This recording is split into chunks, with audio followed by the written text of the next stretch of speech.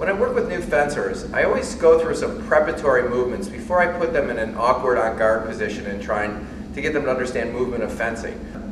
All right, let's start off. The first thing we want to do is just bend the knees. So we get shoulders width apart, keep the weight forward, we want to lift through the chest, have to bend the ankles, knees, and hip joints.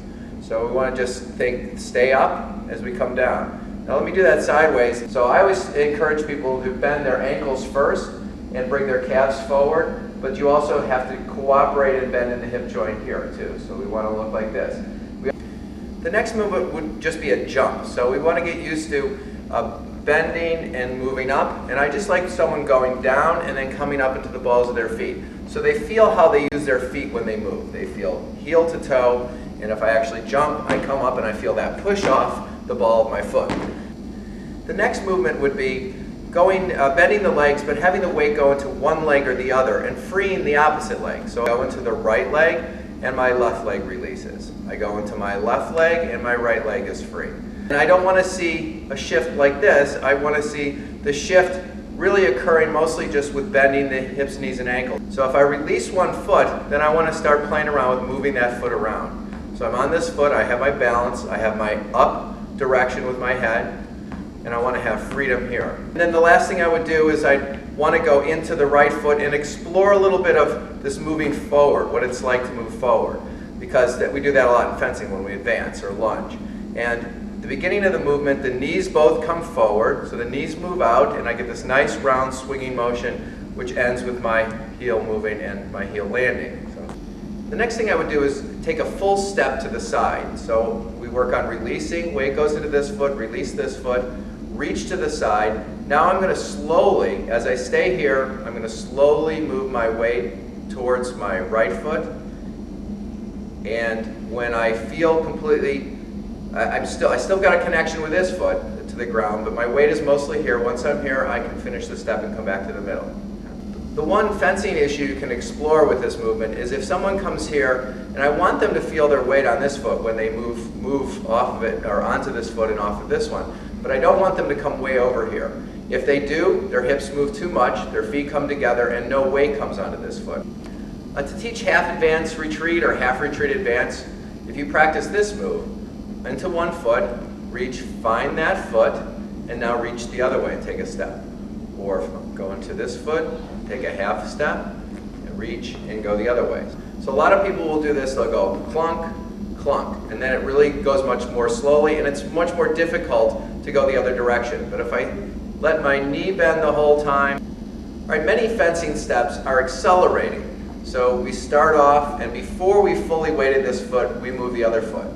So many of us learn to advance or retreat this way, where we come to here and then we finish the step. Okay, so I would say that the concept here is before I'm fully weighted, my weight's here, I push off, I call it a jump, but it can be, I can touch down and move, or I can do it sooner, which really is a jump.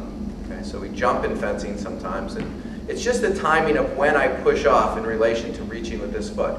Walking forward from this low position. So clearly from a high position, I just swing my legs and go forward. Now from a low position, from here, I still want that same freedom of swinging legs, and I just reach forward and finish. What's different about this than normal walking, and what's awkward for people, is when they approach right here, we're used to coming up and over our leg instead of letting the knee lead and stay in front of you. That's what's really different about fencing than walking. Another thing they struggle with is if they haven't bent properly to come to here, they'll look like this. We have nice, easy swinging, and we're working on driving those knees forward with each step. And that really helps someone understand the end of the advance, that the knee has to come forward. When you're leaning into a wall, gravity is clearly pulling you towards the wall, and you feel like you're falling into it, and you need, with your arms, to oppose the wall, to push against the wall to go anywhere. So if I want to move, I'm always moving in opposition to the wall. What I'm really trying to get at is if we go to stand up, and we just said, okay, what's the force of gravity as we're moving around? Well, I'm really opposing, when I'm moving, I'm opposing the floor. So then I put, after that exercise, we go right to here with the feet wide apart, bend the knees a little bit, and try and get that same feeling that we just had with the hands against the wall, with our feet against the floor, feeling like we're moving in opposition to that. And if we move around, we try and feel the connection of both feet against the floor or against the force of gravity, and we're moving in opposition or we're moving away from that. When you're teaching the lunge, one of the hard parts is to get someone to understand that their weight needs to stay back on the back leg as they begin to lunge. It really requires a lot of movement in this hip joint in order to do that. There has to be sort of a settling in and a moving here to keep the weight back. Well, to teach that concept to a new fencer, I really like this movement. It's just a big step forward. And to keep my balance on a really large step, I need to really bend. If I'm going to stay upright, I don't want to lean this way. So if I want to stay upright, I need to bend in this hip joint a lot in order to keep my balance as I take a great big step forward. After working with the leg movement a little bit, I also want to work with arms. So I want someone to understand that if they're going to move in fencing, they need to move in their shoulder joint. And from there, what I want to do is just bend the elbows and see if I get that same freedom of movement forward and back. So then I'm getting closer to fencing, and if I can get this, now I've got a nice extension. Now when you're doing this exercise, swinging, bending, and swinging, if somebody really looks bad, if they go like this and then they bend and they all of a sudden don't have any movement in the shoulders, what's happened is that when they bent their arms, they pulled their shoulders up and in and tightened them. So sometimes it's very useful to just work with bending the arms, bending the elbows correctly. Bending the elbow requires movement in the shoulder joint. If I swing the arms like this, then I really feel the weight of my arms, and that little swinging motion helps usually free the elbows. Once we have that motion, I want to also be able to bend easily to the side, and once I'm here, now I start moving those elbows away from the side. And if you say the elbows stay down and they move out to the side, this really helps them understand how to extend properly. It's very, very easy, versus putting them on guard and saying stick your arm out and this happens.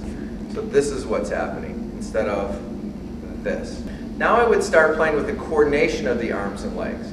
So if someone has a nice leg bend, they can stay upright and they can move this way, I could say let's start coordinating a little bit of the beginning of an extension with a leg bend. So I can begin with the arms and then bend, or I can begin with the legs and then extend. We do all those things in fencing. We go hand first into the movement, we go start to move, and sometimes we just do it together. Now we're just going to move, one arm as we put the weight into one leg or the other. So let's say I'm left-handed. If I just move my left arm out as I go into my right leg, or my left arm out as I go into my left leg.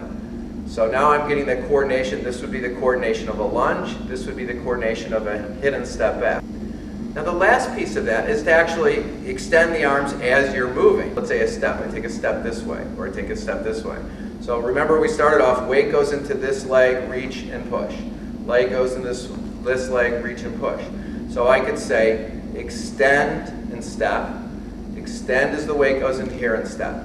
Well, now I'm really teaching the coordination of a lunge. Okay, with the hand going first. Hand and then move. Hand and then move. Now similarly, I can teach the coordination of a flesh. Now as I extend, my weight goes into the same foot. So I can teach this. Or I can go into this foot, push this way. All of those movements, then as a whole, they really work well to help the newcomer get used to the fencing movement, and now you're ready to put them on guard.